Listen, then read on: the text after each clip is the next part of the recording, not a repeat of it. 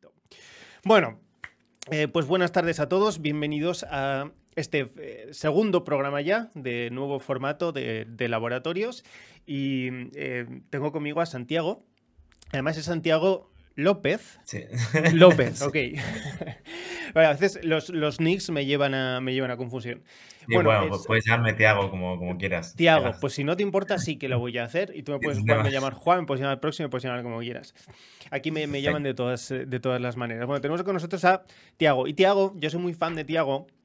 Diría su currículum es un poco extenso, también así como el mío, pero los currículums creo que somos personas a las que no nos gusta que nos definan por el currículum, porque No, no se me mira como lo suponía. Pero lo que es Santiago es estudioso, además de profesor, es decir, que se dedica a enseñar porque es su trabajo. Santiago es estudioso y estudia, como nosotros, cosas que al tiempo que le gustan le parecen importantes. Y yo le conocí por sus intervenciones en el canal de Paloma, de Fortunata y Jacinta, acerca de muchos temas. Y una virtud que tiene Santiago, y no es por hacerle la pelota, es que, por ejemplo, tengo que decirte que el vídeo que hiciste sobre Israel y el conflicto palestino es un vídeo en el que es cierto que hay muchas cosas que no sabía, pero las cosas que sí sabía, ahora las puedo explicar, lo que significa que las entendí mucho mejor. Y, o sea, porque estaba muy bien explicado porque haces una síntesis muy buena de lo que querías decir de un tema tan complejo. Y eso es muy difícil. O sea que os recomiendo de todas formas a los que estéis viendo este vídeo que vayáis a ver ese vídeo porque ayuda un montón. Bueno, pues yo, Tiago, me dedico a teoría de la mente. Desde en este canal decimos que hacemos filosofía. Yo no soy filósofo, por lo tanto tengo que tirar de terceras personas como tú para que me echen un cable con este asunto. Yo todavía intento entender si a efectos de lo que yo intento desarrollar, que es una teoría de la mente, es decir, yo intento describir en lo que pueda los procesos mentales de forma pues sistemática, sistematizada, completa, si tiene sentido a nivel de teoría de la mente distinguir entre materialismo y realismo.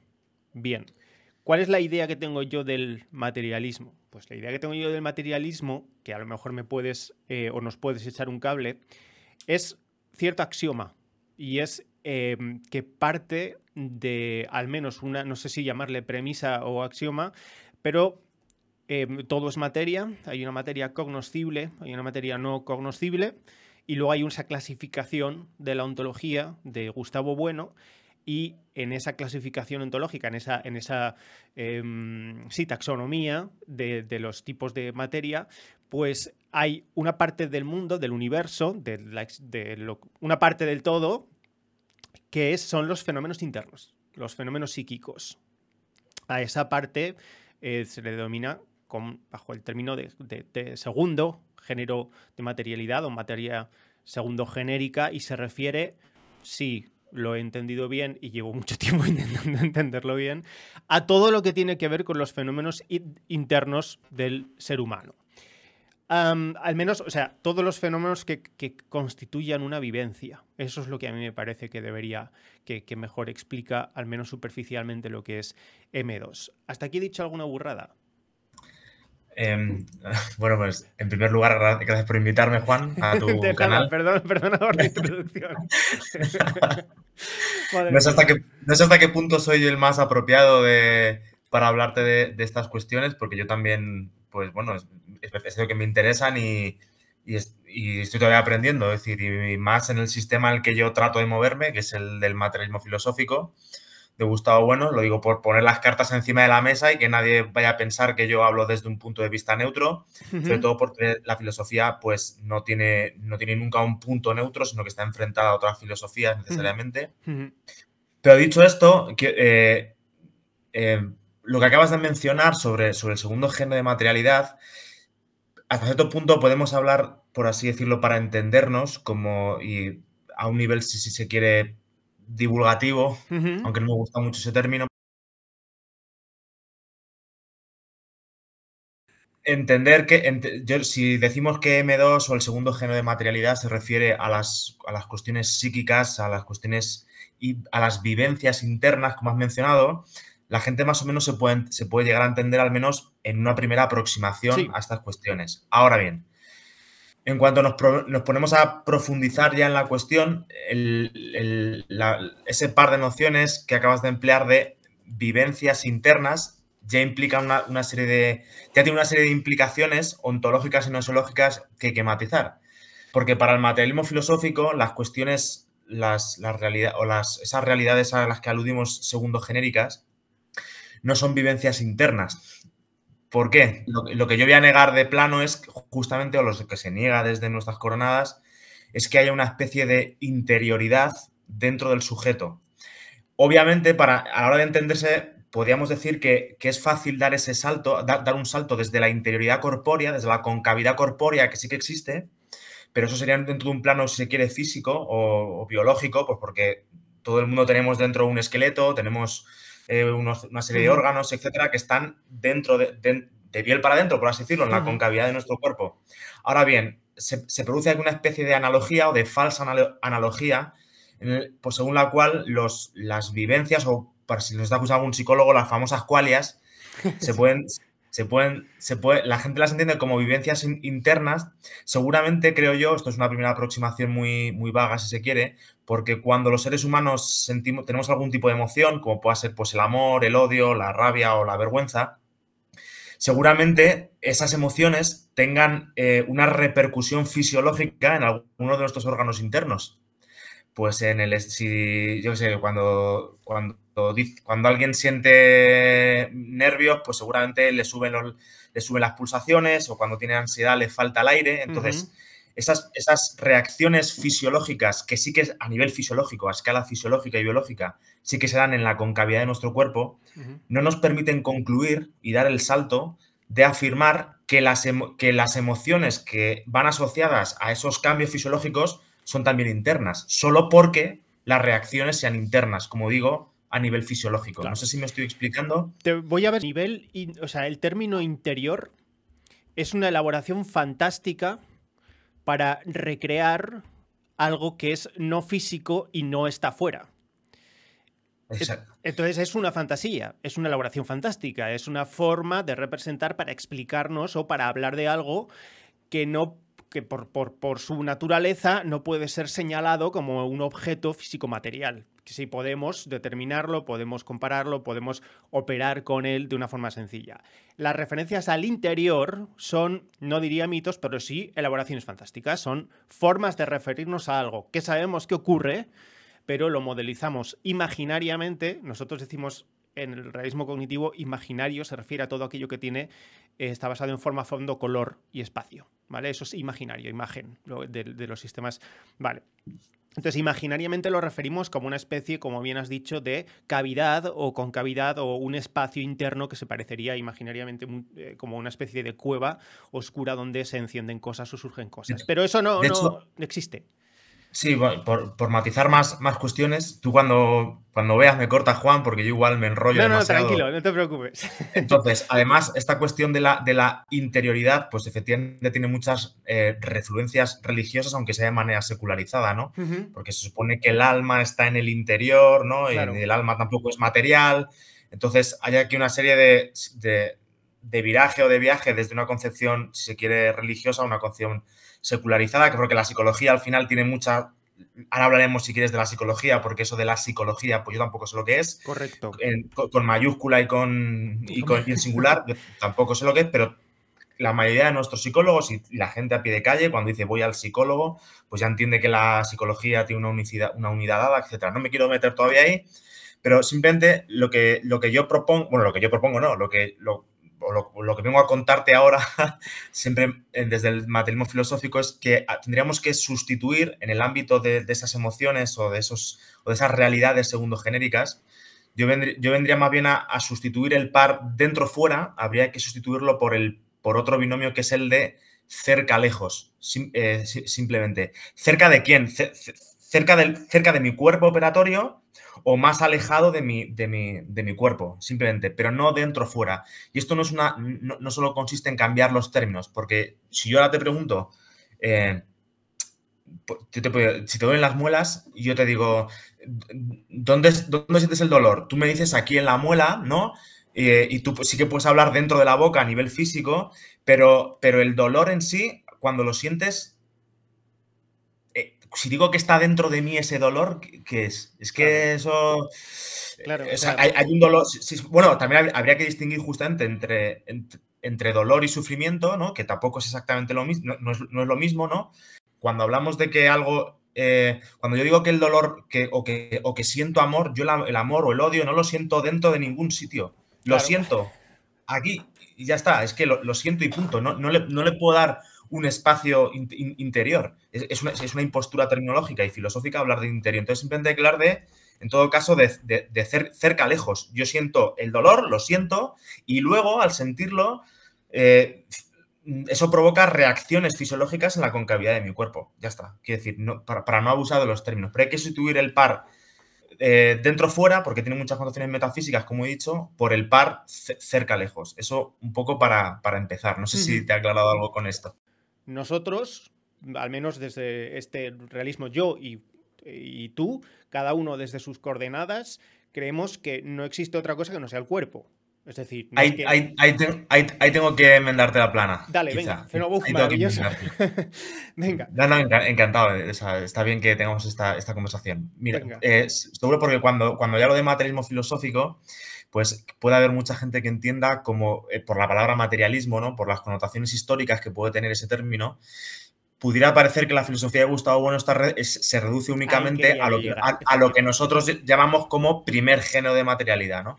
Hay una especie, pero entonces, materialismos hay de muchísimos tipos, y no todos los materialismos que la gente entiende como a lo que se puede tocar, pues tampoco son los únicos, ¿no? Entonces, a pesar de que nosotros hablemos de materialismo filosófico, lo que hay que entender es que no toda la realidad se reduce a cuestiones, si se quiere, hablando vulgarmente de nuevo, a lo que se puede ver y a lo que se puede tocar, ¿no? Y esto no supone tampoco, por ninguna parte, entonces, apelar a cuestiones espirituales, a cuestiones metafísicas que están Mitológicas o metafísicas, en correcto. otro mundo, ¿no? Entonces, para que se entienda esta cuestión, pues por un lado hemos hablado, ya hemos mencionado que hay realidades segundogenéricas o aspectos más bien segundogenéricos de realidades, porque no existen realidades segundogenéricas despegadas y existentes por sí mismas al margen de las otras materialidades, ¿no? Esto lo Sino que entendimos las muy bien podemos cuando vino disociar. Sofía. Estuvo Sofía hablando, ¿no? Pues M1, M2 y M3, que serían los tres géneros de materialidad del materialismo filosófico, pues se pueden disociar en el sentido de que podemos entenderlos como cuestiones diferentes, pero existencialmente no están separados, están juntos. Entonces, no cabe hablar propiamente de realidades, pues eso sería más una concepción tipo Popper, porque Popper sí que hablaba de los tres mundos, pero él sí que entendía que no solo se disociaban, sino que podían estar separados a nivel existencial, aunque luego se pudieran yuxtaponer. Claro. En nuestro caso no es exactamente lo mismo, porque la disociación es solo, si se quiere, ordo cognoscendi, por así decirlo, pero existencialmente los tres géneros tienen que estar siempre, digamos, entreverados los unos con los otros. Dicho esto, el materialismo filosófico no entiende justamente que, por el nombre de materialismo, que todas las realidades se reduzcan al primer género de materialidad, tampoco al segundo género de materialidad, es decir, huimos de cualquier tipo de dualismo, independientemente de la fuerza que cobre más M1 o M2 según las corrientes que puedan existir. Que así es, efectivamente. Sino que existe un tercer género de materialidad que sería M3. Yo esto siempre cuando tengo que explicarlo quizá en bachillerato o en la ESO, que es pues, donde los chavales vienen más... que es más difícil hacerles llegar según qué términos o qué cuestiones. Hay un debate muy clásico, ¿no? Que cuando se plantea que las realidades matemáticas, ¿no? ¿Qué son? ¿No? Es quizá un debate. ¿Qué son? ¿Son una cuestión mental o son una cuestión física que luego nos representamos mentalmente? ¿Qué son exactamente las matemáticas? ¿No? Es un debate así, se quiere muy para empezar a tomar contacto con estas cuestiones. Y entonces, pues yo siempre que le pregunto a los chavales, hay chicos que me dicen, no, las matemáticas las inventamos nosotros, es decir, son un producto mental, aunque luego se aplican a la realidad material primogenérica. Hay gente que te dice que no, que hay algún chaval, sobre todo de ciencias, que ha leído alguna cosita más y está un poquito más formado en filosofía de la ciencia y te dice, no, pues es que la realidad al final es matemática porque se puede cuantificar matemáticamente. Entonces, las matemáticas solo son una representación de una realidad objetiva matemática. Entonces, desde nuestras coordenadas lo que hay que decir es que justamente pues que las matemáticas no son ni las cuestiones primogenéricas, ni tampoco son un invento de la mente, por así decirlo, no son un fenómeno, un epifenómeno mental. Si el ejemplo que pone Gustavo Bueno siempre es que si yo cojo dos botellas y las separo, esa distancia que hay entre esas dos botellas, que se puede medir matemáticamente, pues esa realidad no es ni física ni tampoco es mental. Aunque yo me la represente mentalmente. O sea, yo te puedo decir, oye, imagínate 2 centímetros, 3 centímetros de longitud. Tú te lo puedes imaginar mentalmente y hacerte una representación segundo-genérica si quieres.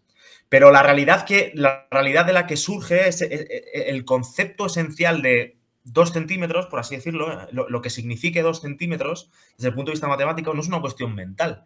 Es una cuestión que brota, si se quiere, no me gusta esa expresión tampoco, pero es esa recta de 2 o 3 centímetros surge operatoriamente cuando yo separo las botellas. Y esa es una realidad que tampoco se reduce al aire que yo puedo ver o al color rojo de un bolígrafo con el que yo pinto 2 centímetros. La realidad primogenérica sería el trazo que yo dibujo con tinta. Yo luego tendría una representación mental también de, si se quiere, de esa recta, pero además la recta en sí, su significado propio, su esencia matemática no es ni la tinta ni mi representación. Es otra realidad más terciogenérica que solo puede brotar de mis operaciones con las manos y al mismo tiempo con la tinta con la que dibujo esa recta. Entonces ahí tendríamos M1, M2 y M3 justamente que están dadas al mismo tiempo, pero M3 por sí misma no es ni el color rojo de la tinta con el que yo lo pinto, ni tampoco es la representación mental que yo pueda tener cuando me lo imagino antes de dibujarlo, por así decirlo. No sé si me estoy explicando. A mí me parece que sí. De hecho, sí, rotundamente sí. O sea, ¿qué es una relación? Una relación al final, claro, las relaciones surgen propiamente de las conexiones previas pero vamos, Sí, las relaciones exacto, surgen de operar simplemente de la operación con otros términos.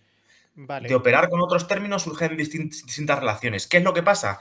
Sobre todo en psicología o en el mainstream de la psicología, o lo que yo veo en la carrera, o lo que como desde el punto de vista filosófico no se tiene el género M3 de materialidad, porque no se maneja simplemente, entienden que al final toda relación es psicológica. Es decir, la reducen a M2 en este caso. Hay quien reduce todo a M1, ¿vale? Si eres matemático o eres físico, etcétera, la mayoría de los psicólogos o sociólogos, etcétera, cuando hablan de relaciones, por ejemplo, relaciones sociales, pero relaciones de cualquier tipo dependen en última instancia de la psicología. Y lo reducen todo, pues lo podemos situar en M2. Y no, hay que decir que es justamente que es M3. Es que las relaciones son M3. Aunque estén dadas a través de otros M2 y de otros M1, porque no pueden ir separadas, ¿no? Entonces, dicho de otra forma, por ejemplo, las relaciones son también pues arcos de racionalidad. Es decir, la relación que yo puedo establecer con este bolígrafo para escribir, mi racionalidad no es una cosa mía que esté aquí dentro, con la que yo nazco, no es una cosa espiritual propia del ser humano, del hombre. Lo que me da racionalidad es el boli a mí. Porque es el boli y sus características primogenéricas, en este caso sobre todo, las que me mandan a mí o las que me dictan qué relación tengo que tener yo con el boli, es decir, cómo lo uso. No soy yo el que da racionalidad al boli, es el boli lo que me da racionalidad a mí respecto de él, en este sentido. Entonces, en ese sentido, las relaciones son operaciones, si se quiere, entre términos, en este caso, entre el boli y yo, vale. o mi sujeto corpóreo, operando con el bolígrafo. Las relaciones son operaciones. Porque la geometría yo me la imagino ya con un color o con lo que sea, pero el significado propio de una derivada tal Correcto. no tiene... Correcto. Sí, o una... Sí. ¿Qué es lo que pasa? Que algo como el afecto ya no es tanto... Es una idea. Sí, una idea, no en el sentido de una idea psicológica, sino en un sentido de una idea filosófica. Es una idea filosófica que tiene una significación y que luego sí, cada uno se la pueda representar como quiera o literariamente o imaginariamente como quiera. Pero al final es como la geometría. O sea, aunque no es el mismo tipo de idea, porque pertenecen a categorías distintas, efectivamente, o pertenecen a campos distintos. Una cosa es la geometría y otra cosa puede ser, por ejemplo, pues la sociología o la psicología o lo que sea, pero obviamente al final la propia realidad del afecto también se puede representar. Es otra idea más, como la geometría. Se puede representar, cuando dices representar, te refieres... Si tú y yo ahora mismo estamos hablando de afecto. Por supuesto. Y tú tendrás en la cabeza algo. Exacto, a mí se me pasan, pues yo qué sé, mis dos personas dándose cariño. Ajá. Que luego no será afecto, pero no se reduce a eso, pero yo me lo represento. Claro, pero sabes a qué me puedo estar refiriendo porque estás en esa categoría y sabemos que estamos en el mismo dominio. Que todo esto venía a que es un procedimiento. El procedimiento en psicología, que a ver si esto tiene algo que ver con la operación, porque lo que yo quiero que me termines explicando qué es lo que significa operar, si es que es posible. Separar y juntar cosas. Eso es operar. Separar, o sea, que separar cosas, estoy analizando y juntarlas y componerlas de otro modo manualmente, eso son operaciones. Aunque luego en el desarrollo de las tecnologías yo utilice ya para operar aparatos, pero estoy haciendo lo mismo. Estoy separando y juntando cosas, separando y juntando. La geometría, esa realidad geométrica de la que hemos hablado antes, solo surge porque opero previamente con dos botellas. Ya está, y las separo. Si no, es imposible. Sí, separar y juntar. Separar y juntar términos. Términos. Que no ideas. Términos. Cuando digo términos, claro, es que para entendernos, cuando estoy diciendo términos no me refiero a términos lingüísticos. No, por supuesto, ya lo supongo. Vale, me refiero que en este caso, pero bueno, en este caso las dos botellas serían dos términos con los que yo estoy operando para que se produzca o tenga lugar esa realidad geométrica. Entonces eso es operar, simplemente. Operar con las manos y juntar, separar cosas, volverlas a juntar de otra manera, recomponerlas, etcétera. Vale. Bueno, a ver, claro, a mí que me gusta mucho la psicología porque la estudio y tengo formación. ¿Ves? Por eso te he traído. Pero claro, es que, claro, la psicología al final, quiero decir, prácticamente puede ser muy útil para entender ciertas cosas. Pero claro, a ver, la psicología al final le pasa como la economía y como otras disciplinas. Entonces, vamos a ver, ¿se puede hacer filosofía de las matemáticas? Se puede y hay filosofía de las matemáticas. Ahí tenemos a Carlos Madrid, por ejemplo, haciendo filosofía de las matemáticas. Sí. La cuestión es que para un matemático, si quiere hacer matemáticas, a la hora de hacerlas, no le hace falta la filosofía. Aunque de hecho pueda estar ejercitando un montón de cuestiones filosóficas de manera inconsciente, pero no le hace falta.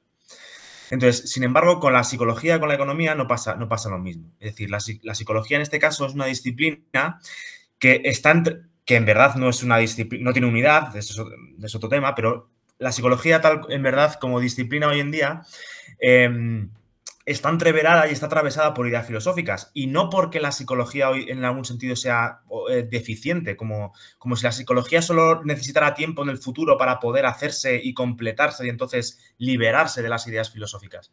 No, es que este tipo de disciplinas están atravesadas por ideas filosóficas. ¿Y esto qué quiere decir? Que hay momentos en los que cuando el psicólogo se pone a trabajar, necesariamente tiene que salirse, lo sepa o no, de la categoría psicológica para apoyar el pie en una idea filosófica y luego poder regresar a la propia operación psicológica. Entonces, el psicólogo está operando con ideas como son el yo, lo que pasa es que el psicólogo cree que son conceptos psicológicos. Cuando el psicólogo habla del yo, del tú, etcétera, se cree que está hablando de un concepto psicológico, pero en verdad tiene ya una serie de una carga filosófica que la da por hecho y que a lo mejor la desconoce y ese significado de la idea que él tenga, aunque no lo sepa, ya está determinando o condicionando las operaciones que puede hacer él en tanto que psicólogo o las que puede dejar de hacer. Claro. Entonces, claro, por ejemplo, pues en la medida en que un psicólogo muy random o muy vulgar, cuando habla de la idea de yo, cree que es como una especie de espíritu hipostasiado que está aquí dentro de nosotros, pues claro, para tratar a un paciente de un trastorno, de cualquier problema, pues claro, se centra en la psicología. Por eso la psicología mucha gente la entiende como individual y aunque reconozca factores sociales, reconoce que lo importante no son los factores sociales en sí, sino entiende que son importantes según cómo se resuelvan individualmente en ese sujeto. Claro, sí. Claro, pero entonces ya está individualizando los componentes sociales. Claro. Aunque lo esté, entonces, quiero decir, entonces, esa idea de yo metafísica, pues es pura metafísica y a veces se entiende que la damos por hecho. La gente habla de yo, tú. Y cuando en verdad el yo, pues, por ejemplo, el yo es una institución, no está aquí dentro. El yo justamente es un conjunto de relaciones que confluyen en un individuo. Por ejemplo, si yo puedo decir, pues yo soy Santiago y tengo una casa y soy propietario de una casa en el Soho neoyorquino, por ponerte un ejemplo.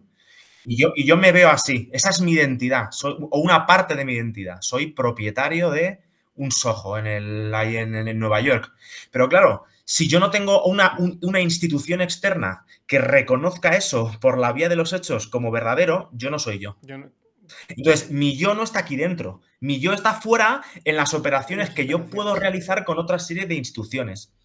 ¿Quién es Santi? Santi, por ejemplo, yo también he estudiado canto, ¿no? Pues entonces, Santi es cantante, pero yo no soy a priori el cantante. Yo soy cantante porque los demás me reconocen así como tal, claro, porque van a verme a un concierto y porque yo sé dar ciertas notas y tengo otras instituciones como es un micrófono, un escenario, un concierto. Porque eso exterior te determina en el sentido constructivista, sino que... Es que me constituye. Claro. Porque si yo nazco en la selva, yo no tengo ninguna institución psicológica, ninguna percepción de mí mismo. Yo necesito que haya una policía, un registro que sepa quién soy, dónde estoy anotado, que te registre mis propiedades. Otras personas que operen conmigo y dicen, no, es que Santi es buena persona, pero lo soy yo porque tú me das un abrazo y yo tengo la posibilidad de dártelo. Es decir, que, digamos, la identidad no está dentro de mí. La identidad del yo no está dentro, está fuera.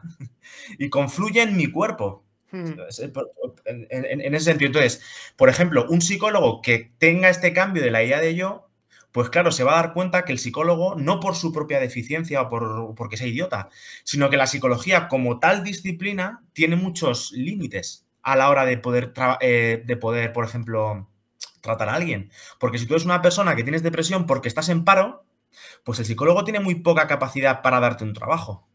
Yo he conocido gente que ha estado con depresión 3 años, cuando vino aquella crisis del 2008, de la crisis subprime, por ejemplo, y no paraba de ir a psicólogos y no había manera, era pastillas. Pero por un familiar pasan 4 años, encuentra un trabajo, se acaba la depresión. Entonces, claro, el psicólogo no puede operar sobre el trabajo, te puede dar ciertas técnicas psicagógicas pues, para que lo lleves lo mejor posible. Claro, pues pero también esa es la expectativa que debería tener tanto el psicólogo como el paciente. Ya, pero hay mucha gente que no, porque la gente dice, yo voy al psicólogo a curarme. Claro, por supuesto. Y aunque no lo diga con esos términos, porque ahora sí que sí, porque es a lo que se refiere. Eso es. Claro, pero la gente dice, no, bueno, yo voy a tratarme un problema, pero lo dicen no porque entiendan realmente lo que están diciendo, sino para tapar o ocultar que van a un psicólogo a curarse, que es lo que en verdad creen. O sea, entonces muchas veces el psicólogo no te puede curar de nada. Primero porque, porque muchos problemas psicológicos no son enfermedades. Claro, esa es la cosa. Ni siquiera eso no quiere decir que no se puede aplicar. Claro, son problemas porque los está sufriendo la persona en cuestión, el individuo en cuestión, pero son problemas cuya causa no están en él, sino que las causas se están reflejando en ti. Tú eres tu sufrimiento es una consecuencia de otras cuestiones. Puede ser que el psicólogo no pueda trabajar porque no puede, o sea, el psicólogo no puede ir a tu jefe y decirle, oye, que lo contrates otra vez, que está con depresión. No puedes hacerlo. Entonces, ¿tu psicología depende del trabajo? Sí, pero el psicólogo no llega a ese tipo de instituciones. Entonces, por ejemplo, por resumir y cortar, por no... No, esto era muy necesario. El campo de acción al que está supeditado un psicólogo va a depender mucho de la idea de yo que tenga. Correcto. Efectivamente. Entonces, pero claro, una idea del yo puramente, que no es psicológica, que es una idea filosófica. Claro, exacto. Es una idea filosófica. Si es metafísica, pues así pasa, que hay mucha gente que sigue a psicólogo y se pasa cambiando de psicólogo de oca en oca y tiro porque me toca. Y se pasa por 12 psicólogos, no hay manera. Y a veces no es porque el psicólogo sea malo, sino porque no pueden tanto que psicólogo, porque la psicología no puede hacerse cargo de las instituciones de las que depende el sujeto. Pero como la psicología hoy se ha convertido en la disciplina del comportamiento humano, que es individual, aunque esté influenciado socialmente, Si yo te trabajo a ti, puedo cambiar las cosas sociales. Pues oiga, no. Es que la psicología no es individual, es que siempre es social, aunque converja en ti individualmente en el individuo corpóreo. Sí, sí. Entonces, eso por supuesto. Entonces, es verdad que hay psicólogos que hablan de la psicología es una ciencia social, pero como que lo social influye, pero al final lo que importa eres tú. No, si es que tú el tú no es de donde se parte, es donde se llega. El yo no es una causa, es un resultado. También me gustaba la imagen, creo que había, y acabo, no sé si la había empleado ya Gustavo Bueno previamente, o Carlos Madrid, cuando hablaba del yo, decía que nos podemos imaginar varias rectas no paralelas cruzándose entre sí y que establecen múltiples puntos. Los puntos son los sujetos, pero los puntos no están antes que las rectas, sino que los puntos surgen a través de las rectas. Pues eso seríamos nosotros. Nuestro yo psicológico no es el punto del que parten las rectas, sino que es la confluencia de un montón de instituciones que no que nos atraviesen como si ya existiéramos previamente, sino que nos conforman en el cruce de instituciones. Entonces, ahí esa es un poco la concepción que tengo yo del yo y de la psicología. No sé si me he ido por las ramas. No, no te has ido. O sea, aquí nadie se va por las ramas. Esto es un laboratorio. Fíjate, en el ejemplo, para algunos de la gente del canal que nos está escuchando, en el ejemplo que nos ha puesto Tiago de las rectas y los puntos son consecuencia de las rectas, ¿vale? Como ha dicho. Pero eso es solamente imaginariamente. Pero y sin quitar las rectas. Por supuesto.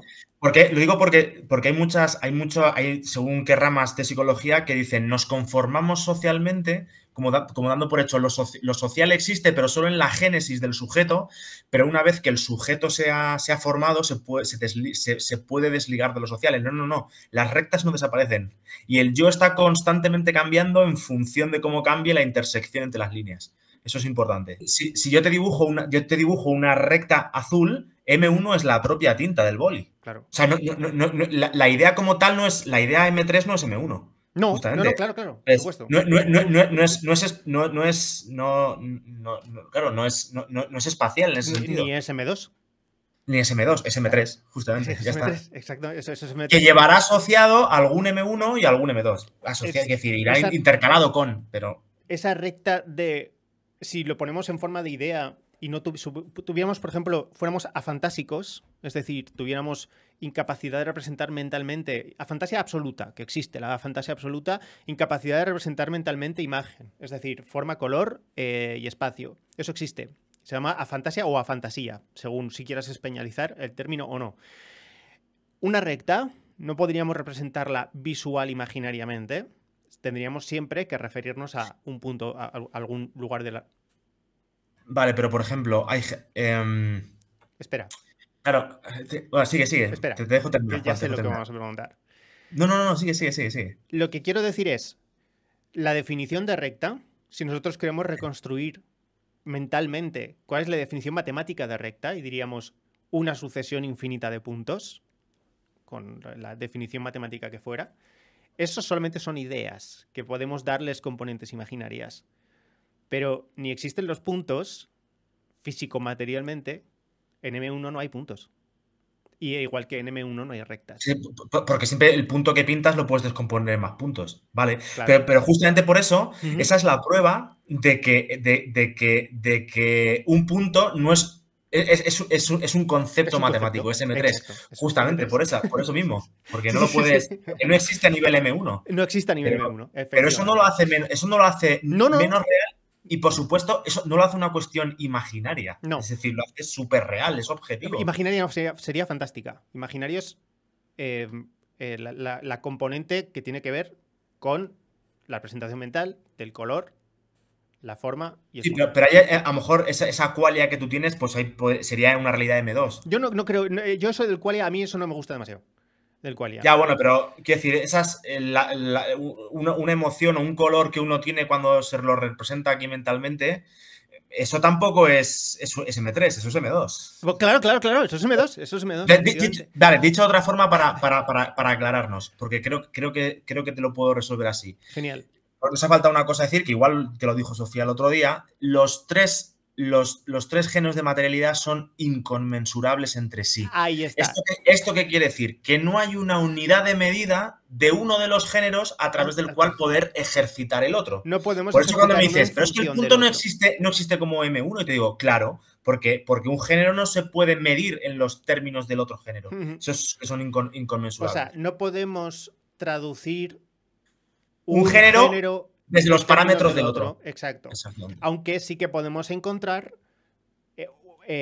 siempre vamos a poder, bueno, siempre, no sé si siempre, pero vamos a poder encontrar los tres géneros. Siempre. Van, sí, exactamente. Claro, entrelazados. Pero no porque sean unos la medida de otros o estén unos debajo o por encima de otros, sino porque coexisten. Porque coexisten, si se quiere, sí, exactamente. Pero nos hemos entendido. Están los tres. Están los tres. Están los tres, efectivamente. Claro. ¿Por qué la gente... Bueno, perdona, ¿querías decir algo más? Porque sí, te escucho. ¿Por qué la gente suele decir que, al menos, sobre todo en mi campo, ¿vale? Que son, mi campo, digamos, desde el mundillo cientificista, no cientificista con mala intención o con déficit ideológico, sino simplemente con el sesgo de la pragmática científica, que la filosofía materialista reduce, o parece que reduce, el mundo al final al M1, ¿vale? ¿Por qué? Porque en realidad son los científicos los que están intentando reducir a M1 porque lo que les importa, no sé si saben lo que les importa o no, pero es M1, son las cosas. Cuando nosotros nos referimos a la mente humana, es la pregunta difícil.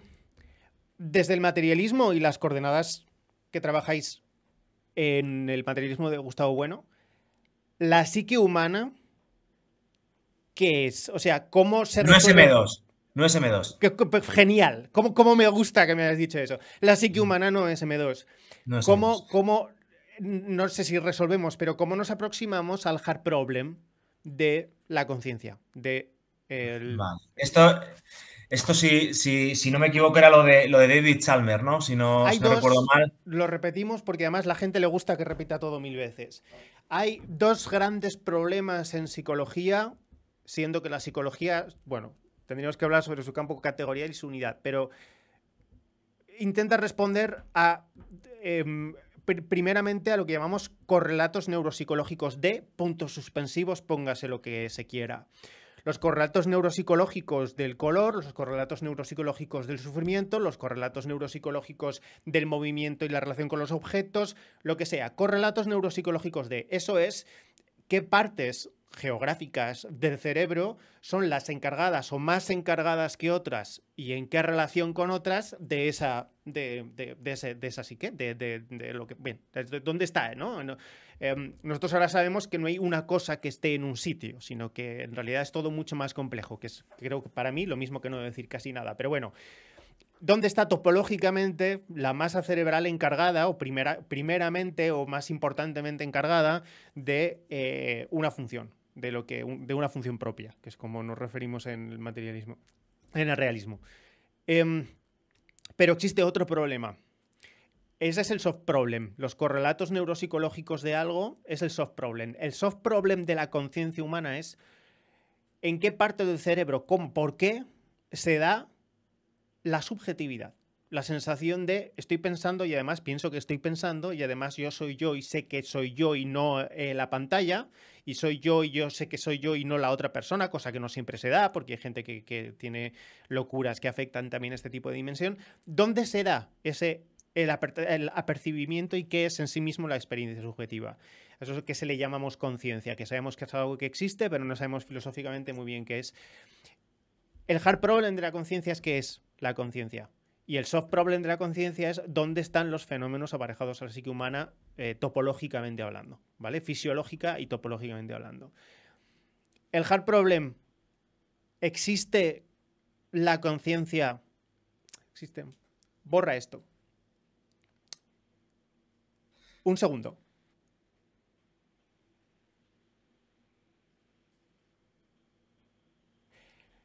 ¿Qué queremos decir cuando decimos que existe la conciencia, teniendo en cuenta que hay grados de conciencia tanto entre diferentes estados del individuo y entre diferentes especies animales. No son la misma conciencia.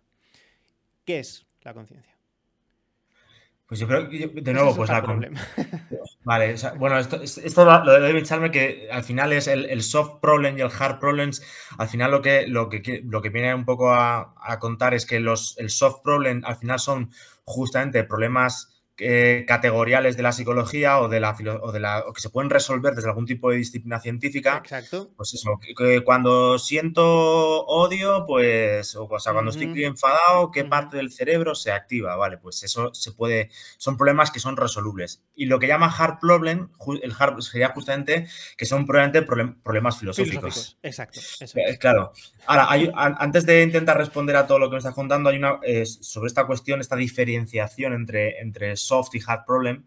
No me gusta esa distinción, al menos como la plantea Chalmers, porque pareciera que los problemas, por así decirlo, físicos, el soft problem, los problemas científicos se pueden resolver, aunque todavía los filosóficos no estén resueltos. Cuando en verdad muchas veces, según qué ideas tengas sobre esos problemas filosóficos, que es la conciencia, muchas veces está también o bien posibilitando o bien cercenando algún tipo de operaciones científicas dentro del campo de la psicología. Es decir, que en verdad no hay separación entre problemas suaves y problemas duros, sino que de nuevo están entreverados circularmente, ¿vale? Y eso es fundamental. Ahora bien, sobre lo que me dices, de nuevo dice, ¿qué es la conciencia? Pues de nuevo, para no... Porque si veis que me atasco un poco porque intento traducir... Lo sé, te estoy agradeciendo mucho el esfuerzo. filosófico a otro ámbito, ¿no? Y a veces es complicado. Mucho. Pero por decirlo de una manera más o menos sencilla, de nuevo, yo creo que la gran mayoría de los problemas de la conciencia tienen que ver justamente con lo que ya hemos hablado del yo. Porque existe una concepción hipostasiada de la conciencia según la cual, aunque luego se relacione con cosas físicas, de nuevo, pero ya existe al margen de las cosas físicas la conciencia. Es brotó, a lo mejor se entiende en el pasado, por así decirlo, de cosas físicas del cerebro, pero ya es algo en sí, es como de nuevo un espíritu que está aquí dentro, es la conciencia, es un M2, cuando lo que hay que decir es que la conciencia pues ni es no está hipostasiada, no está aquí dentro, no es un espíritu secularizado, sino que de nuevo es un conjunto de relaciones entre cuerpos. Vale. Y entonces voy a intentar decir esto. Entonces, hay una distinción desde el materialismo filosófico que me parece muy pertinente, que es la distinción entre autotético y alotético, ¿vale? Entonces, voy a intentar explicarla, aunque sea de una forma más o menos chusca, para que se pueda entender y vuelvo a la conciencia. Entonces, por así decirlo, una cuestión autotética quiere decir que es como si hubiera una realidad que está, digamos, en potencia dentro de algo y esa cosa puede surgir con el desarrollo de esa cosa. Me explico. El cerebro, por ejemplo, de una forma aunque sea muy vulgar, ya sé que aquí no está todo el mundo, ni lo entiende todo el mundo así, ni siquiera todos los psicólogos hoy en día, pero cuando se entiende que la conciencia brota del cerebro, es una concepción autotética. Porque se piensa que el cerebro solo ha necesitado cierto tiempo históricamente y evolutivamente haber crecido tantos centímetros cúbicos, tener un determinado tipo de alimentación, es decir, cuando el cerebro en sí mismo ha evolucionado, aunque sea a través de otras cosas que no son la alimentación, etc., entonces la conciencia brota del cerebro. Es una concepción autotética. Bien, esta concepción autotética, desde las coordenadas en las que yo me muevo, es una concepción metafísica y equivocada. Porque, de nuevo, no solo el surgimiento, sino el ejercicio mismo de la conciencia, que no está ahí esperando a que tú digas, voy a pensar en mí mismo. Como si la conciencia ya estuviera en ti, solo que no eres consciente y entonces no eres autoconsciente, pero tú vas en la cama y dices, voy a pensar en mi conciencia o voy a pensar en mí mismo. Y te está esperando ahí tu yo para que pienses en él y entonces la conciencia se convierte en autoconciencia. La conciencia e incluso la autoconciencia es solo un ejercicio en acto. Y cuando no se ejercita, no existe. Claro. Entonces, claro, la conciencia no surge o no brota del cerebro, sino que surge aunque es cierto que el cerebro necesite cierto crecimiento, ciertos nutrientes, etcétera, eso es condición necesaria, pero la conciencia, por ejemplo, si yo tengo conciencia de que de que, por ejemplo, yo soy un ser humano y lo que tengo enfrente es un animal, por ejemplo. Yo solo, entre otros elementos, pero estoy simplificando al máximo el problema. Lo sé. Yo puedo diferenciarme, por ejemplo, porque yo tengo una institución como es una lanza y en el que yo lo puedo matar. Y en la medida en que no hay una relación de igualdad entre esa cosa y yo, y mi cuerpo, porque ese otro cuerpo no puede emplear la lanza, yo me puedo distinguir de él. Y entonces ahí puedo tomar autoconciencia. En el ejercicio mismo de la relación con el animal, puedo tomar conciencia de que yo soy otra cosa distinta de esa. Claro. Surge en el acto, ahí surge. Claro. Entonces, y acabo, la conciencia, por tanto, no surge autotéticamente del cerebro, sino que surge alotéticamente por relación a otras instituciones. Instituciones como puedan ser las armas, instituciones como pueda ser el registro civil, lo que he dicho antes, instituciones como pueda ser, pues, un acta de defunción que dice que yo soy hijo de, y entonces tomo conciencia de que soy...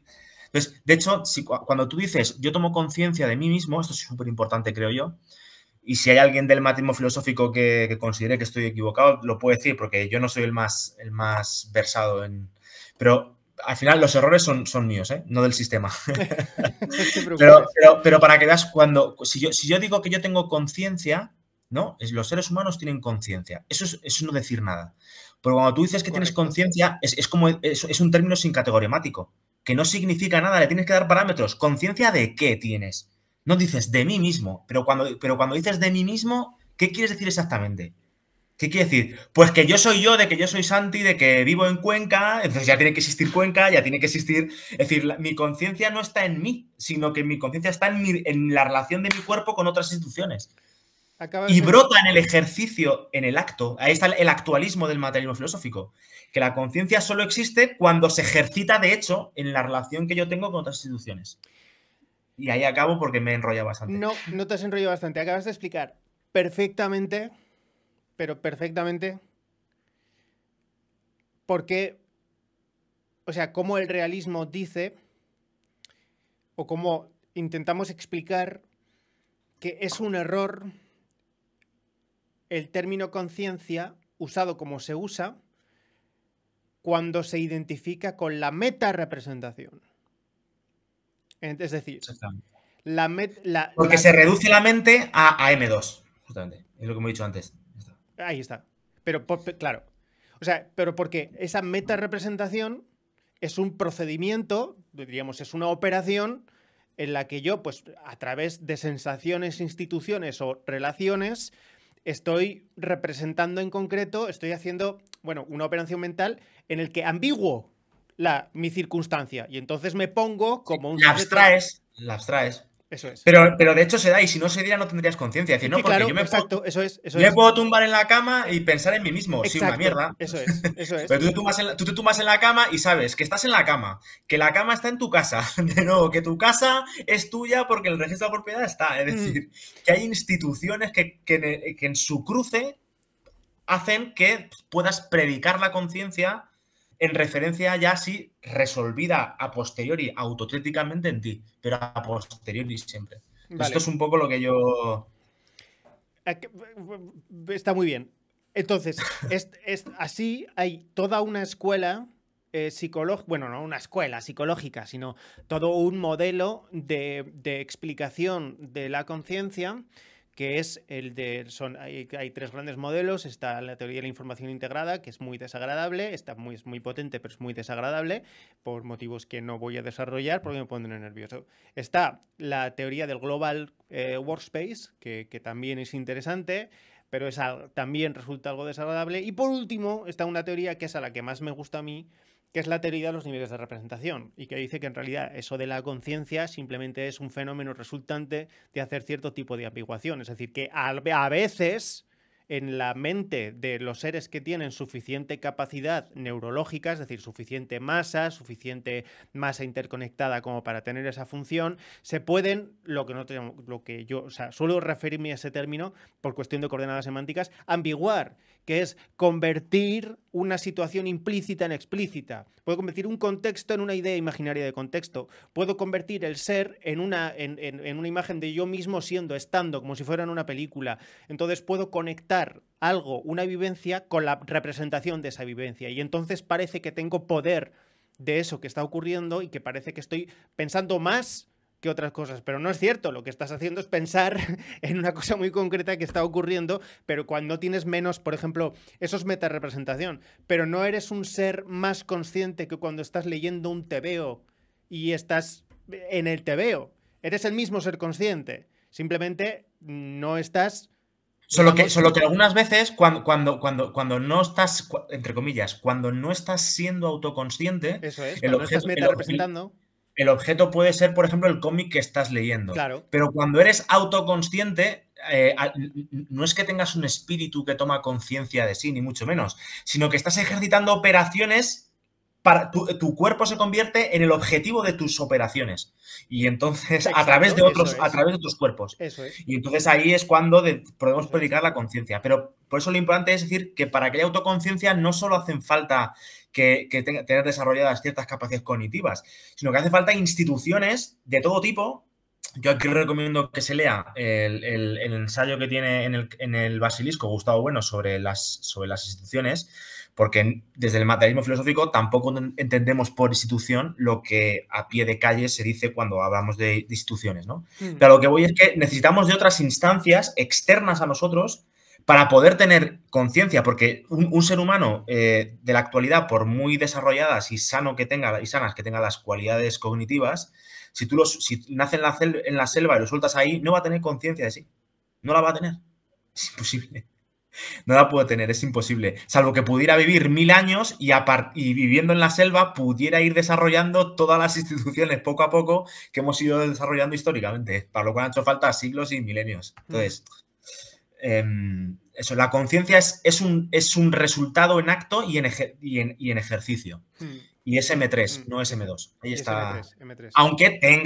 Aunque a su vez esté, como ya hemos dicho, esté entreverada con M2 y con M1. Vale, voy a digerir un momento. M3, claro. Estoy metiendo aquí un rollo macabeo. No, de rollo nada. Si la gente está encantada, nada, ni de rollo nada. Esto para mí es, en fin, utilísimo. Claro que es M3, efectivamente. Otra cosa es que haya fenómenos psíquicos con los que hagamos pues esa especie de identidad, ¿no? Que hemos dicho. Por cierto, los ejercicios de metarepresentación que normalmente más se identifican con la conciencia, con la autoconciencia, en realidad son somáticos. Es decir, lo que estás haciendo o lo que ocurre en la mente es que hay el espacio de percepción somática, es decir, aquello que tiene que ver directamente con la percepción sensible, es decir, que tiene receptores luz, color, tacto, ¿vale? De físicos, sensitivos físicos, es difícil de explicar lo que es, pero vamos, todo lo que no es representativo, sino que es sensible porque es somático, es que el término es somático. La forma de tomar conciencia o los procesos que se suelen identificar como tomar conciencia o autoapercibimiento, conciencia de sí mismo, implican todos una hiperactivación somática. Es decir, es tener una representación mental y además estar dándote cuenta de que percibes somáticamente. Es por eso, bueno, al menos yo lo describo así o es parte de la teoría, por lo que no hay autoconciencia en los sueños. Es decir, hay una conciencia, pero autoconciencia en los sueños no, porque aquello de lo que seas consciente... Bueno, están los sueños lúcidos pero y ese los tipo de sueños cosas. lúcidos, me encanta que me hagas esa pregunta, aunque no sea una pregunta, porque los sueños lúcidos es una función metarepresentativa también. O sea, los sueños lúcidos, precisamente, hay una hiperactivación de esa capacidad de ambiguar lo que está pasando y representarla como desde fuera. Que, por cierto, es lo mismo que ocurre en la gente que despersonaliza. ¿Sabes lo que es el fenómeno de despersonalización o de realización? O sea, hay una especie de impairment o desempalejamiento de lo que le está ocurriendo al cuerpo y lo que la mente está recapitulando. Pero pues lo que tienes ahí es, al margen de otras consideraciones, es tu cuerpo operando con sensaciones. Exacto. O partes de tu cuerpo operando con las sensaciones de otras partes de tu cuerpo. Exacto. Entonces ahí decimos como una impostura o como una manera de hablar que tengo autoconciencia, claro, o que tengo conciencia de mí o lo que sea. Eso es. Pero al final... Eso es. Entonces, que en un sueño, ¿qué pasa? En un sueño cuando tienes autoconciencia, existe una parte de tu mente que está operando con eso que llamamos yo, que en realidad no es sino una perspectiva, o sea, es una forma de vivencia de las cosas, que es o las vivo y no las proceso, o las vivo desde un supuesto sujeto sensible. Y entonces es muy difícil de explicar, pero estoy al mismo tiempo siendo un sujeto y percibiendo un entorno. A veces simplemente percibo el entorno percibo el entorno, represento el entorno, o estoy en ese ambiente que estoy recreando, como cuando estoy leyendo el cómic, o el TVO, o estoy soñando, que es exactamente la misma cosa, y otras está activada. Esto es de activar, no me gusta demasiado, pero está en funcionamiento una parte del cerebro que además sabemos que está aquí, ese occipito temporal, que es la que te permite ambiguar, como decimos, es decir, dar un salto hacia atrás para estar contemplando al mismo tiempo la circunstancia y el sujeto sensible en la circunstancia. O sea que, al fin y al cabo, esa metarepresentación es una resensibilización, es un cambio de tipo de operación en el que estoy haciendo evidente el sujeto. Pero porque lo que se activa es la sensibilidad física del cuerpo, y eso es que en realidad eso es el yo, ¿eh? O sea, bueno, eso es el yo. Me refiero que las ideas sobre el yo provienen de los procedimientos somáticos, que es la capacidad de relacionarse con el entorno táctil, visual, sensorialmente, vamos.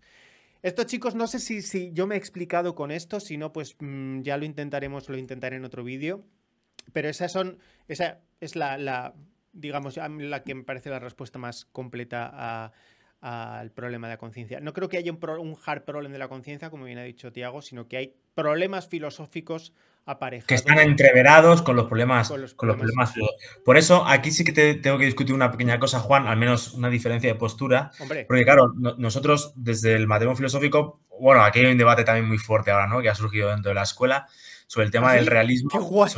Sobre el tema del realismo y del hiperrealismo. Yo no me voy a tener su problema, pero claro, hay al menos en donde yo me pongo, pues que no existe una realidad, por así decirlo, objetiva, que está esperando ser descubierta. La verdad no se entiende como aletheia, como desvelamiento de una realidad última, fija y estanca, esperando ser conocida, sino que la verdad precisamente, o la realidad, está roturada justamente por el ejercicio de las ciencias. Porque las ciencias no es un ejercicio mental, de nuevo, es un ejercicio operatorio. Sí. Las verdades científicas se construyen, por así decirlo, y en la construcción de las ciencias se construye la realidad. Al mismo tiempo. Entonces, la verdad no es tanto un descubrimiento cuanto un ejercicio constructivo operatoriamente, no mental, sino operatoriamente, porque ponemos las cosas a escala, si se quiere, antrópica. ¿Qué se dice? Antrópica, que es humana. Entonces, es un poco para que quede claro que al final el realismo, el materialismo filosófico no se mueve dentro del campo del realismo, pero tampoco del subjetivismo, que sería como el otro polo, sino que de alguna manera está rectificando esas dos posturas o trata de rectificar esas dos posturas. Ahí está el debate ahora, ¿no? De si realmente el materialismo dice eso o no dice la escuela eso, pero yo, vamos... Esto también se surgió, pero fue, digamos, poéticamente como un suspiro que se fue en el viento en la conversación con Sofía. Para que se entienda esta cuestión, pues, por ejemplo, por así decirlo, las moléculas o ciertas células de mi cuerpo, pues, ¿han existido siempre? ¿O solo existen en tanto en cuanto han surgido aparatos a través de las cuales los vemos? Porque alguien puede decir, no, las células, ya el realismo o el realismo más o menos clásico, lo que podría decir el realismo ingenuo, pues podría decir, las células existen ahí y cuando yo tengo un microscopio, el microscopio simplemente amplía mi visión y puedo ver lo que con los ojos no puedo ver, pero que ya está ahí. Claro, sin embargo, desde la concepción del materialismo filosófico, lo que estamos diciendo es que el microscopio, no es tanto que el microscopio me permita ver las moléculas, sino que es el propio microscopio en relación conmigo, con el sujeto operatorio, el que produce que surjan esas moléculas. O sea, las verdades científicas se conforman también a través de esos aparatos. los aparatos no solo son medios a través de los cuales ver algo, como si ese algo ya estuviera ahí, sino que sin el microscopio, Claro. pues no hay moléculas, en ese sentido. Hace falta el microscopio. Claro, no hay Justamente. moléculas no porque no exista aquello que es la molécula, sino porque o sea, vamos a ver si esto si es correcto, si te he entendido y lo que digo es correcto, sino que la molécula, la célula o aquello a lo que me aproximo o sea, es una institución en el sentido de que la importancia de lo que es siendo eso y no otra cosa, o la diferencia entre eso y lo que es no eso, lo compongo. Sí, Desde. pero que quede claro que la construcción científica desde nuestras coordenadas no es una construcción mental. Claro, claro, Como claro, claro, que, claro. como que las Eso. verdades yo me las puedo inventar, Sí, sí, sino sí, sí. que No, no, no. Claro, no te inventas las realidades. No, no, no. en el siglo I antes de Cristo existían las moléculas o es solo que no estaban descubiertas. Es que. Claro, ingenuamente lo que se dice es no estaban descubiertas hasta que se inventan los aparatos para poder verlas. Pero claro, es que para nosotros los aparatos son elementos constitutivos de la ciencia, no son meros instrumentos, no son objetos instrumentales que nos ayudan, sino que son constitutivos. Si no hay Constitutivos. eso, no hay célula, no puedes verlas. Porque yo, desde el punto de vista empírico, desde el punto de vista realista, yo cuando miro aquí solo veo con mis ojos, veo lo que veo, no veo células, veo piel. Coño, ya está. La estoy conceptuando de una determinada manera, no porque yo quiera, sino a escala de mis ojos. Igual que mis ojos construyen la piel en tanto que piel, pues el microscopio constituye y permite que el microscopio en relación a mis ojos dé lugar a las células, junto a otras instituciones, no solo el microscopio, sino otras ideas previas de esa ciencia en cuestión, otro tipo de aparatos, etcétera. O sea, no lo quiero reducir a un solo No, objeto. no, no, no. Es que Creo esto que es. los objetos a lo que voy no son instrumentos mediadores, son instrumentos constitutivos de Constitutivos. las verdades científicas. Esto pasa también de alguna forma en el clásico debate histórico sobre si el Imperio Español descubrió o no descubrió América. Entonces, claro, desde el punto de vista realista ingenuo, pues que decir, hombre, España no lo descubrió, porque ya existía, y había mucha gente allí, claro. Y además se supone, según las últimas investigaciones, pues que había algunos vikingos por ahí que ya habían llegado. Pero claro, eso es realismo ingenuo, porque estamos reduciendo a América al continente físico, si se quiere. Claro. Pero claro, Y no a cuando, ese cuando, se, conjunto de cuando se llega a ideas. América, América no es solo el continente. América es que tú eso lo pones en relación al resto, a la Europa de la que partes. Los vikingos que habían llegado allí no la pusieron en relación con nada. Entonces, América es América no se descubre, América se constituye con los españoles, como tal América, Esto como lo tal América. entendí en el trabajo de Sofía. El trabajo de Sofía, de fin de grado de Sofía, que me ayudó a entender muchas cosas, entre otras, bueno, a través de la idea de imperio, en Gustavo Bueno, no voy a entrar en esto ahora, de hecho este mini trocito de referencia a Sofía lo cortaré, pero vamos a ver, voy a recapitular. Aquí hay tres cosas que si yo me pongo en la mente de mis oyentes, Sí, sí, sí. que es lo que es mi trabajo, ¿cómo distinguimos ese materialismo que se opone al realismo ingenuo? ¿Cómo hago para que la gente entienda que esto que acabas de decir no es idealismo?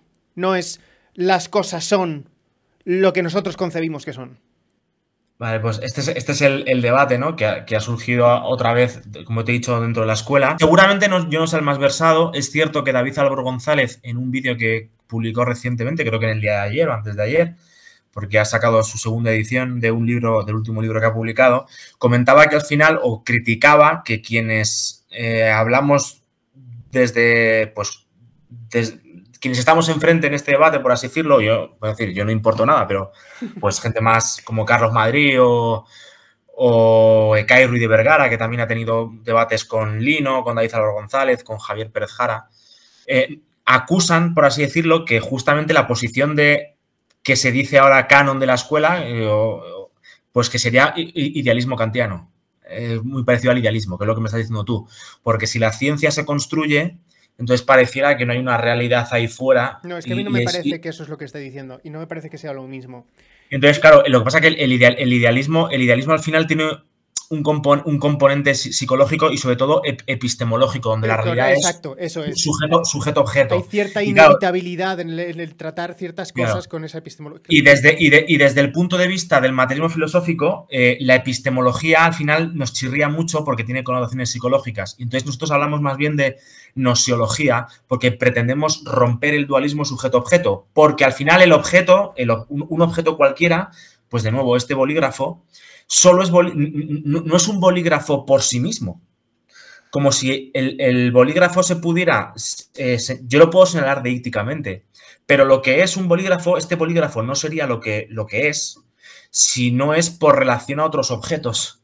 Por ejemplo, a los folios, a la mesa, a la lamparita que yo tenga, a la librería, etc. Y de nuevo, el sujeto tampoco es sujeto individualmente. Y por eso aquí pues también, claro. entre otras razones, nuestro debate con los liberales, que no es que existan sujetos individuales que luego se juntan, sino que corpóreamente sí, de nuevo, biológicamente sí, somos individuales, biológicamente, pero en tanto que personas no somos individuos. De nuevo, somos los puntos. Entonces, somos sujetos porque hay otros sujetos y porque hay otros objetos. Y en relación a ellos nos vamos conformando. Somos los puntos. Entonces, muy bien, claro, hay que romper las cadenas de la ciencia, tal cual se entiende la ciencia actualmente, o las ciencias, se entienden siempre desde un paradigma epistemológico. Hay un sujeto, el científico, que conoce objetos.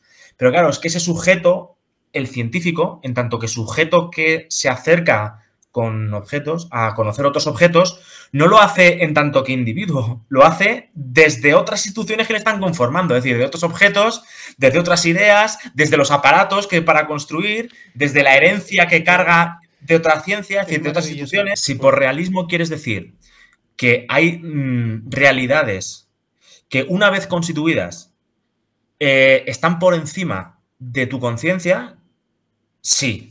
Es decir, que la realidad no te la puedes inventar tú.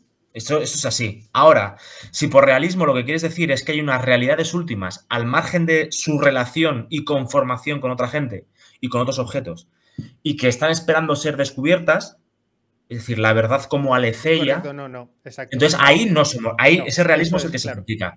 Si a un nivel de calle se quiere decir que, o sea, las matemáticas, es lo que te digo, las matemáticas no me las invento yo, pero sí que se construyen. Y una vez construidas se me imponen. Yo no puedo dominar yo las verdades matemáticas a voluntad. En ese sentido sí que soy realista, quiero decir, que una vez constituida una verdad científica, la verdad científica se me impone. De hecho, soy yo el que me sujeto a esa verdad. Por eso se dice sujeto en un sentido tradicional, no psicológico. El sujeto básicamente, o incluso el sujeto cognoscente, el científico, no es un sujeto psicológico, es un sujeto porque está sujeto a ¿a qué? A las instituciones de las que conoce, a los aparatos de los que construye, componiendo unos objetos con otros. Entonces, ahí está la cosa. En ese sentido, la realidad, una vez constituida, se me impone. Yo no puedo alterar la realidad como sale a mí de las narices, por así decirlo. Pues hemos respondido a una pregunta que tenía y yo no estaba sabiendo formular sobre qué o sea que maravilloso, maravilloso. ¿Por qué de repente ha brotado esta no sé si llamarlo discrepancia? No me refiero a personas, me refiero a... Sí, no, al margen de conflictos personales que pudiera haber, que ni lo sé, ni me importa. A mí tampoco, la verdad. Eso es salseo y no es, y no es de este canal. Sí, no, pues al final es pues que aquí lo que somos es, justamente hay muchos sujetos operatorios que están leyendo la obra de Bueno o estudiando la obra de Bueno. Y claro. Entonces aquí tenemos ahora, pues estaría David Álvaro González en cierta medida, tendríamos a Lino Camprubí y a Javier Pérez Jara, que claro, que acusan de una postura que cae en el idealismo. Aquí a ver si te lo puedo explicar más o menos de esta manera más o menos burda. Te agradezco muchísimo el esfuerzo. En comparación con Aristóteles, ¿no? Aristóteles siempre decía aquello de que hay tantas categorías como ciencias, ¿no? ¿Qué quiere decir que hay tantas categorías como ciencias? De nuevo, esa es la postura realista. Las ciencias, es decir, la realidad ya está dada, ya está hecha, la realidad ya está constituida, lo sepan o no los seres humanos, la conozcan o no. Por tanto, cuando surgen las ciencias, solo tienen que acoplarse surgirán tantas ciencias como de hecho categorías haya en la realidad. Y claro, la otra concepción, la del materialismo filosófico, no sería hay tantas ciencias como categorías, sino que hay tantas categorías como ciencias, entre paréntesis, seamos capaces de ir construyendo históricamente. Entonces, claro, acusan de idealismo o sea, pues Lino, Javier Pérez Jara, en referencia a, pues, a Carlos Madrid o al resto de la escuela, acusan de idealismo porque, claro, dicen, si la realidad no está dada y la realidad se constituye por los seres humanos, se construye, por así decirlo, claro, ¿por qué arraigan las disciplinas? ¿Sobre qué construimos? ¿Sobre qué material previo construimos los seres humanos? Claro, pues entonces hay un debate tremendo, claro, entonces, porque pareciera que hay una petición de principio, pero claro, la otra parte lo que está respondiendo es que toda construcción científica nunca se levanta sobre una construcción vaga, sino sobre lo que previamente han rotulado las técnicas, porque las técnicas no son ciencias, son estadios previos de las ciencias. Me costó entender la claro, distinción. Sí. Claro, no me voy a meter ahora, pero desde no hagamos eso, no legamos. No es lo mismo técnica que tecnología y que ciencias. Y que ciencia. Entonces, claro, cuando una ciencia se constituye como categoría, es decir, como una disciplina capaz de producir términos dentro del mismo campo de términos, cuando opera, no opera sobre el fenómeno kantiano, donde no sabemos qué decir, sino que opera sobre lo que previamente han rotulado las técnicas. Esa aparición, igual que es las técnicas, que está muy bien la frase, esas técnicas van rotulando esas disciplinas que después son ciencias. Rotulan materiales, más bien, van rotulando materiales. O sea, por ejemplo, es lo que siempre se pone, ¿no? De cuando se dice el carnicero, es el ejemplo que siempre sale a colación, ¿no? Como que el cuchillo del carnicero, para cortar bien, tiene que cortar por las junturas naturales de la carne, ¿no? Para hacer un buen corte. Entonces el debate siempre está en si esas junturas por las que hay que cortar la carne son previas al cuchillo, o si esas junturas naturales ahora entre comillas, surgen en el acto justo de cruzarse con una determinada hacha. Con un determinado cuchillo.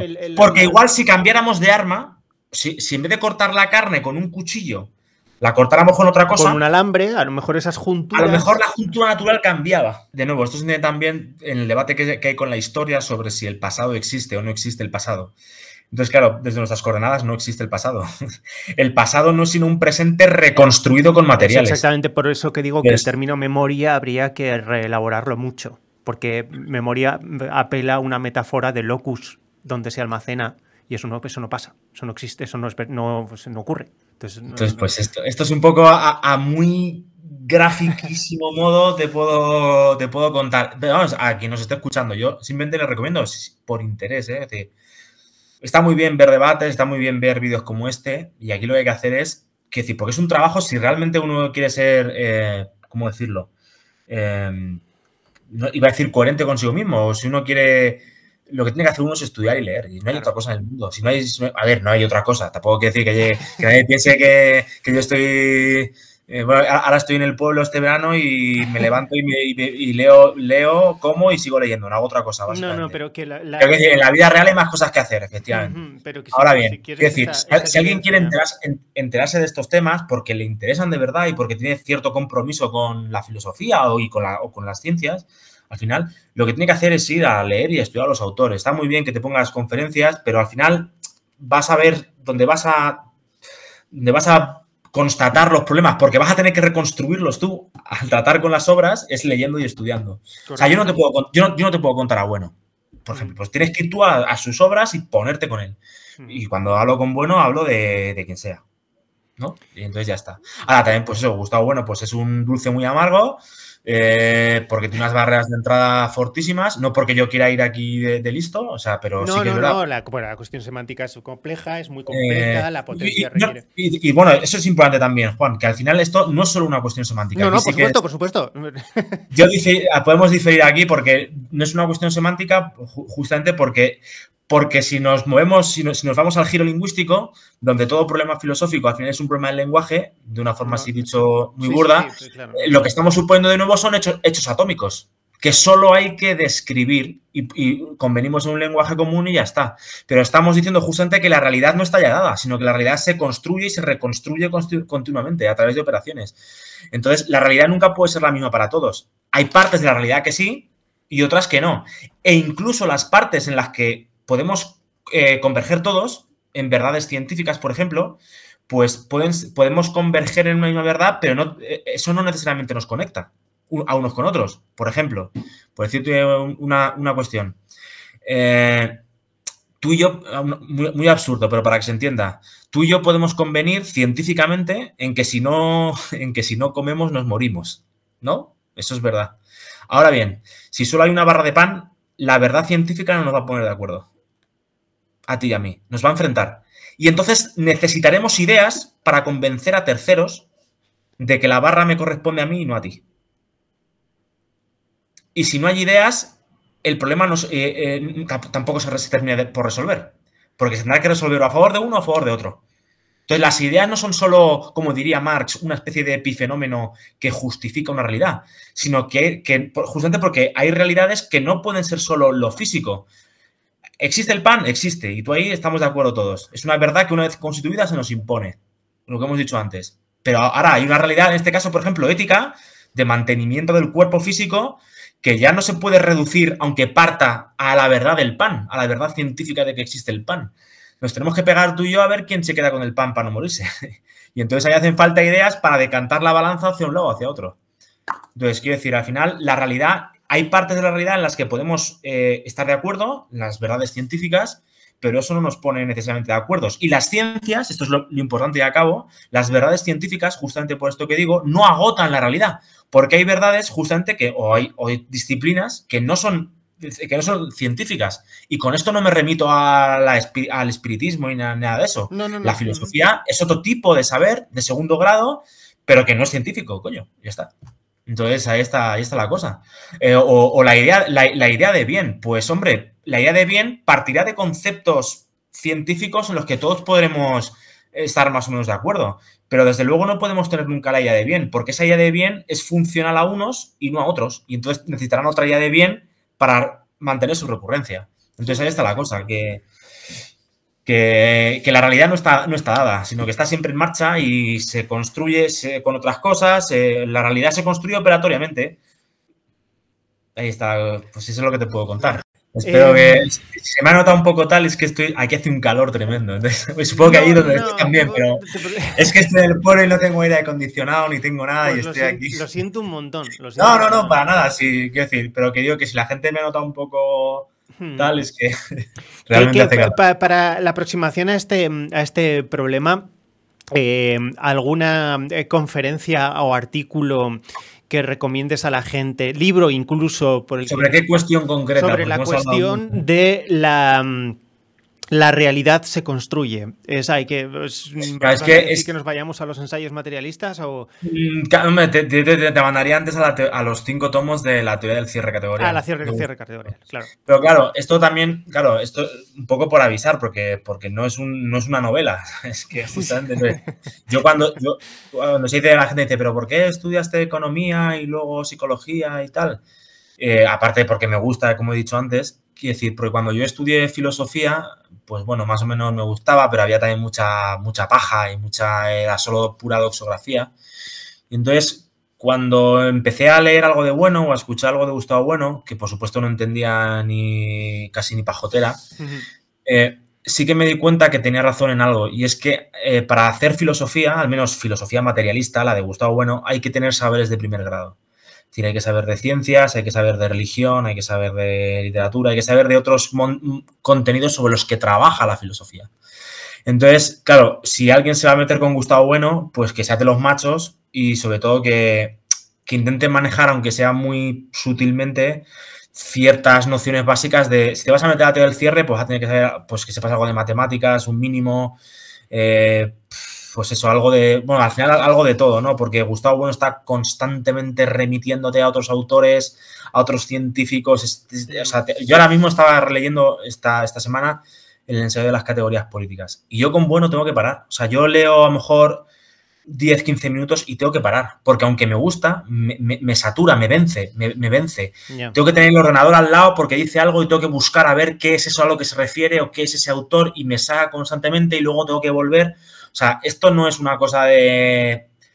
Es que no quiero que suene mal, pero esto no es leer a Nietzsche. Joder, no, claro. Sí, que no, esto no es ahí porque quiero la verdad y estoy disfrutando. No, esto es un trabajo agotador y lo peor de todo es que los resultados que obtienes con Gustavo Bueno, por parciales que sean, son una putada. O sea, te tiran del caballo y cuando te tiran del caballo son todo problemas. O sea, cambian tus relaciones sociales, las relaciones con tus amigos, las relaciones con tu familia, todo. Porque el cambio de concepción de la realidad es cuando lo estás leyendo dices, hostia, es como una droga, es como dame más. Pero cuando sales al mundo te das cuenta que con eso no puedes ir, porque la gente te va a dar, porque vas a atacar a todo el mundo, porque vas a tener la tentación de señalar a todo el mundo, eso no es así. Sí, porque llega un punto en el que todo lo que digan los demás parece y sin darte cuenta, Gustavo Bueno lo que está haciendo es que te pone en contra de todos los demás. Por eso decía Gustavo Bueno que pensar es pensar contra alguien, ¿no? Justamente. Porque aunque tú no quieras enfrentarte con nadie ni discutir con nadie, las ideas te das cuenta que están contra las ideas de otra persona y que ponen en cuestión su modo de vida a través de esa idea, por muy falsa o por muy mítica que sea, ¿no? Porque todo mito tiene fulcros de verdad y porque todo mito es funcional, insisto, por falso que sea. Entonces, si alguien se va a meter con Gustavo Bueno, yo le digo que adelante, no hay cosa más bonita en el mundo, así lo digo. Ahora, por la misma te digo que no hay cosa ni más complicada ni más dura. Está el álgebra de conjuntos, perdona. Entonces, yo os invito a Gustavo Bueno, sí, teoría del cierre, cógela. Ahora, átate los machos y sin ninguna prisa, que esto no se acaba. O sea, esto no lo vas a hacer en un día, ni en un año, ni en 2, ni en 3, ni en 10. Es un constante ir y volver a los textos, porque las primeras lecturas nunca te enteras de absolutamente nada. Así que esto es lo que puedo recomendar. Claro. Aunque no sea de la mejor manera posible. Fenomenal. Pero quiero ser realista, ¿no? Con comillas. ¿Crees que conseguiremos a alguien, seas tú o otro, que venga aquí a hablarnos de qué es un sistema formal? Un sistema formal. Bueno, pues al final es otra hipóstasis, de nuevo. Eso se podría criticar también, que no existen los sistemas formales. En representación sí, pero en ejercicio no, porque todo sistema formal pues es material también. Las matemáticas no son formales, son formales y materiales. Están de nuevo entreveradas, ¿no? Porque tienes que trabajar con los propios grafos que estás ahí. En fin, que no me meto en más rollos. No, Juan, que muchas gracias. Alguien habrá, pero si quieres hablar de las matemáticas, pues no sé si está, yo supongo que estará dispuesto, no lo sé, pues no hay nada por Carlos Madrid. Madrid. Intentaré llegar hasta él. Así que pues, dicho queda, Juan. Me voy a dar un bañito a la piscina que tengo aquí. Dale, que te lo has ganado. En fin, muchas gracias a todos los que hayáis visto este vídeo, gracias por acompañarnos, le dais las gracias a Tiago desde donde estéis y os emplazo a la próxima entrega de Laboratorios, pues espero que con... A ti y a toda tu audiencia, espero que sirva de algo. Nada. Seguro que sí, todo sirve. Un abrazo a todos.